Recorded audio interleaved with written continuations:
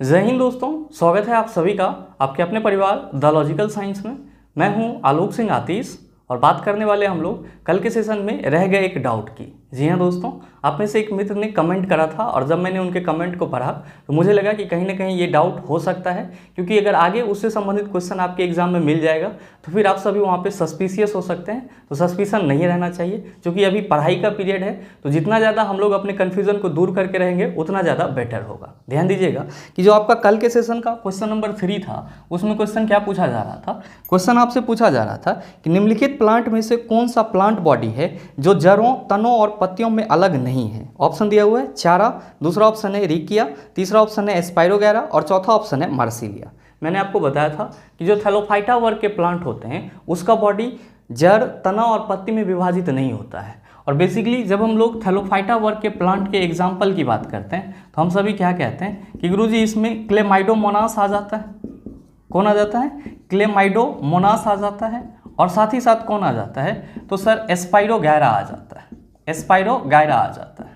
और साथ ही जो आपका कारा होता है वो भी किस ग्रुप का प्लांट कहलाता है? तो थैलोफाइटा ग्रुप का ही प्लांट कहलाता है। और आपके इस क्वेश्चन का सही आंसर क्या है? तो सर आपके ऑप्शन में स्पाइरोगैरा दिया हुआ है, तो मैंने आपको बताया हुआ था कि सही आंसर इसका क्या हो जाएगा? ऑप्शन नंबर सी हो जाएगा। लेकिन जो मैंने आपको बताया था कि आपके ऑप्शन में रिकिया और मार्सिलिया दिया हुआ है, तो वहाँ पे मैंने मार्सिलिया पे थोड़ा बल दे दिया था, जो कि डाउट का कारण था। ध्यान देंगे कि जो आपके ऑप्शन में रिकिया दिया हुआ है, एक्चुअली इसका प्रोनाउंसिएशन रिक्सिया होता है। और ये आपका किस ग्रुप का प्लांट है? तो मैंने आपको बताया था कि ब्रायोफाइटा ग्रुप का प्लांट है। और साथ ही ध्यान में रखेंगे कि जो आपका मर्चेंसिया होता है, जिसको हम लोग मर्केंसिया पढ़ते हैं, क्या पढ़ते हैं? मार्केंसिया पढ़ते हैं। ये आपका किस ग्रुप का प्लांट होता है? तो ये भी ब्रायोफाइटा ग्रुप का ही प्लांट होता है। और ये दोनों क्या कहलाते हैं? तो आपको मैंने ये भी बताया था कि ये दोनों आपका प्लांट किंगडम का एम्फीबियन कहलाता है, या फिर एम्फीबियन ऑफ प्लांट किंगडम कहलाता है। यानी कि ब्रायोफाइटा ग्रुप के जो प्लांट होते हैं वो पादप जगत का उभयचर कहलाता है। मैंने यहाँ पे जोर क्या दे दिया था?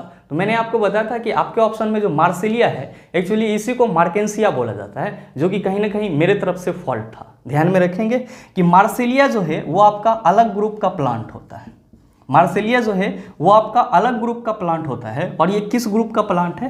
तो आप सभी ध्यान में रखेंगे ये टेरिडोफाइटा ग्रुप का प्लांट है। और इसको हम लोग क्या लिखते हैं? तो कुछ इस तरह से लिखते हैं। यही आपका कंफ्यूजन था। आप सभी ध्यान में रखेंगे कि मार्केंसिया या फिर जिसको हम लोग मर्चेंटिया बोलते हैं वो आपका ब्रायोफाइटा ग्रुप का प्लांट है, जबकि जो आपके चौथे ऑप्शन में मार्सिलिया दिया हुआ है ये भी आपका एक अलग ग्रुप का प्लांट है। और ये किस ग्रुप का प्लांट है? तो आप सभी ध्यान में रखेंगे कि ये आपका टेरिडोफाइटा ग्रुप का प्लांट है। टेरिडोफाइटा ग्रुप का प्लांट है। और ध्यान में रखेंगे कि टेरिडोफाइटा में और कौन सा प्लांट आ जाता है? तो जो आपका फर्न है या साथ ही साथ जो हॉर्स टेल है, ये सब के सब किस ग्रुप के प्लांट कहलाते हैं? तो टेरिडोफाइटा ग्रुप के प्लांट कहलाते हैं। तो मैंने यहाँ पे फोल्ट कर दिया था। मैंने आपको बता दिया था कि मार्सिलिया को ही हम लोग शुद्ध प्रोनाउंसिएशन में मार्केंसिया बोलते हैं, जो कि गलत है। हमेशा ध्यान में रखेंगे कि मार्केंसिया और मार्सिलिया दोनों ही क्या है? अलग अलग ग्रुप के प्लांट है। जहाँ पे मार्केंसिया जो है वो ब्रायोफाइटा ग्रुप का प्लांट है, जबकि मार्सिलिया जो है वो टेरिडोफाइटा ग्रुप का प्लांट है। और टेरिडोफाइटा ग्रुप के प्लांट जो है उसके और अनदर एग्जाम्पल फर्न बोल सकते हैं, हॉर्स टेल बोल सकते हैं। उम्मीद करते हैं आप समझ पाए होंगे। साथ ही आपका एक और क्वेश्चन था जिसमें 2-4 मित्रों को डाउट था, और वो था आपका क्वेश्चन नंबर 8। क्वेश्चन नंबर 8 आपसे क्या पूछा जा रहा था? तो ध्यान दीजिएगा, क्वेश्चन नंबर 8 पूछा जा रहा था कि वह बिंदु जहां पर एक वस्तु का संपूर्ण भार कार्य करता है उसे डैश कहा जाता है। मैंने होमवर्क क्वेश्चन के रूप में आप सबों के ऊपर इसका आंसर छोड़ा था, लेकिन बहुत सारे मित्रों को यहाँ पे डाउट था और बहुत सारे मित्र ने इसका सही जवाब भी दिया था। तो आप सभी ध्यान में रखेंगे कि वह बिंदु जहाँ पर किसी भी वस्तु का संपूर्ण भार कार्य करता है, वह बिंदु जहाँ पे किसी भी वस्तु का संपूर्ण भार कार्य करता है वो क्या कहलाता है? तो सर वो सेंटर ऑफ ग्रेविटी कहलाता है, या फिर गुरुत्वाकर्षण केंद्र कहलाता है। और ध्यान में रखेंगे कि वह बिंदु जहाँ पर किसी वस्तु का संपूर्ण द्रव्यमान कार्य करता है उसको क्या बोला जाता है? तो उस वस्तु का द्रव्यमान का केंद्र बोला जाता है। तो हमेशा ध्यान में रखेंगे कि वह बिंदु जहाँ पे वस्तु का संपूर्ण भार कार्य करेगा तो वो क्या कहलाएगा? उस वस्तु का गुरुत्वाकर्षण केंद्र या फिर सेंटर ऑफ ग्रेविटी कहलाएगा। और वह बिंदु जहां पे उस वस्तु का संपूर्ण द्रव्यमान कार्य करता है क्या कहलाता है? तो द्रव्यमान केंद्र कहलाता है, या फिर सेंटर ऑफ मास कहलाता है। आपसे क्वेश्चन क्या पूछा जा रहा है? क्वेश्चन पूछा जा रहा है कि वह बिंदु जहां पर एक वस्तु का संपूर्ण भार कार्य करता है उसे डैश कहा जाता है। आप सभी क्या कहेंगे? गुरुत्वाकर्षण केंद्र कहा जाता है। तो आपके इस क्वेश्चन का सही आंसर क्या हो जाएगा? तो option number c is the right answer of this question. ये दोनों क्वेश्चन में बहुत सारे मित्रों को डाउट था, तो मेरे ख्याल से अब आपका जो डाउट है वो सॉल्व हो गया होगा।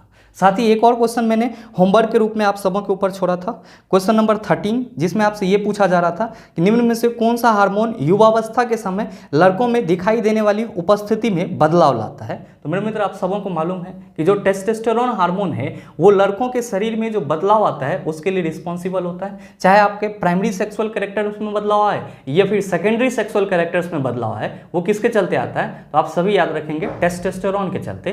तो आपका जो क्वेश्चन नंबर 13 है इसका सही आंसर क्या हो जाएगा, तो आप सभी ध्यान में रखेंगे क्वेश्चन नंबर 13 का सही आंसर ऑप्शन नंबर सी हो जाएगा। साथ ही आप सबों को एक छोटा सा इन्फॉर्मेशन भी देना था कि आज शाम वाली क्लासेस नहीं हो पाएगी, क्योंकि मैं खुद डॉक्टर के पास जा रहा हूँ चेकअप करवाने के लिए। आप कहेंगे सर आपको क्या हो गया, आप तो अच्छा खासा पढ़ा रहे थे।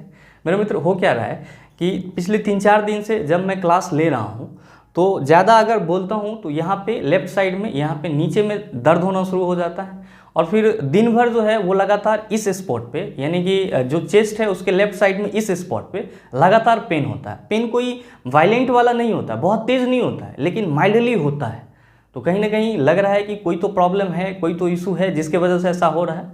नॉर्मली ऐसा लगा कि गैस वगैरह के वजह से हो रहा है, लेकिन मैंने एसिलॉक, DSR, इनो सारा चीज़ ट्राई कर लिया है, लेकिन ये दर्द है कि जाने का नाम ही नहीं ले रहा है। तो देख रहे हैं डॉक्टर के पास जा करके चेकअप वगैरह करवा करके क्या रिजल्ट आता है। फिर आपकी जो क्लासेज है वो कल से कंटिन्यू हो जाएगी। तो आज आप सभी अपना रिवीजन में समय देंगे, बाकी मिलते हैं हम लोग कल के सेशन में। तब तक के लिए best of luck, thank you, have a nice day.